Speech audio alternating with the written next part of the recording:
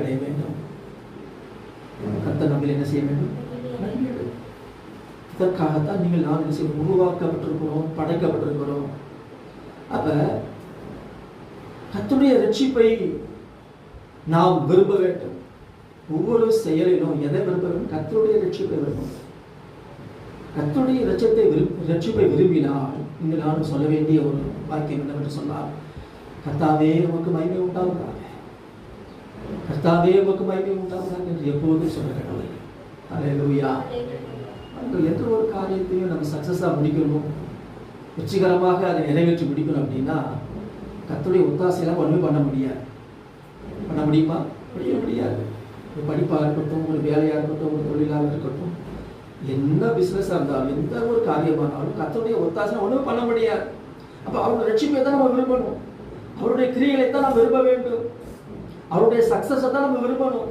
அப்படின்னா நம்ம வாயிலிருந்து என்ன சொல்லணும்? ஆண்டவரே நமக்கு மகிமை உண்டாகட்டும், மகிமை எங்களுக்கு அல்ல கர்த்தாவே, மகிமை நான் உமக்கு செலுத்துகிறேன். சோத்திரம். ஏற்றுக்க வாசிக்கிறோம். சங்கீதங்களின் புஸ்தகம் 40ஆம் சங்கீதம் 16வது வசனத்தை வாசியுங்கள்.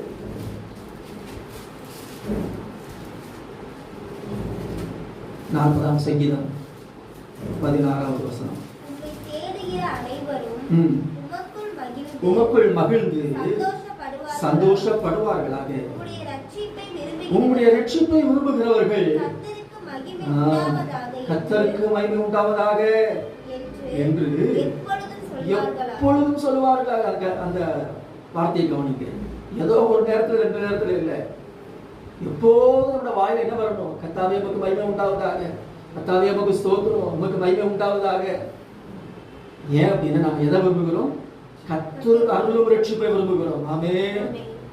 ஏதோ என்னால ஏதோ ஒரு செய்துவிட முடியும் என்பதனால அல்ல, ஆண்டவர் உண்மை இல்லாமல் என்னால் ஒன்றும் செய்ய முடியாது, உம்முடைய ரட்சிப்பை தான் நான் விரும்புகிறேன் என்று சொல்லி, ஆண்டவரே உமக்கு மகிமை உண்டாகட்டும், உங்களுக்கு மகிமை வேண்டாம். கர்த்தர் பாருங்க, நம்ம மூலமா எவ்வளவு காரியங்களை சாதித்தாலும் கர்த்தர் நம்ம கூட பெரிய காரியங்களை சாதிப்பார். ஆமென், ஆமென். பெரிய காரியங்களை செய்வார். எவ்வளவு பெரிய காரியத்தை செய்தாலும் ஆண்டவரே உமக்கு மகிமை உண்டாகட்டும் அப்பா. நம்ம ஒரு பாத்திரம் தான். ஆமென்.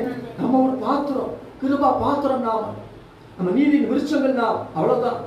ஆனா கர்த்தர் கிரியை செய்கிறவர் கர்த்தர். ஆகவே மகிமை எல்லாம் எங்க போகணும்? கர்த்தருக்கு. ஆகவே அவருடைய மகிமைக்கு என்று செய்யுங்கள். அது மாத்திரமல்ல, கர்த்தருடைய நீதி விளங்க வேண்டும் என்று விரும்புகிறீர்களா? கர்த்தருடைய ரட்சிப்பை விரும்புகிறீர்களா? அவருடைய நீதி விளங்க வேண்டும் என்று விரும்புகிறீர்களா? கர்த்தருக்கு மகிமை உண்டாவதாக என்று எப்பொழுதும் சொல்லுங்கள். ஆமென்.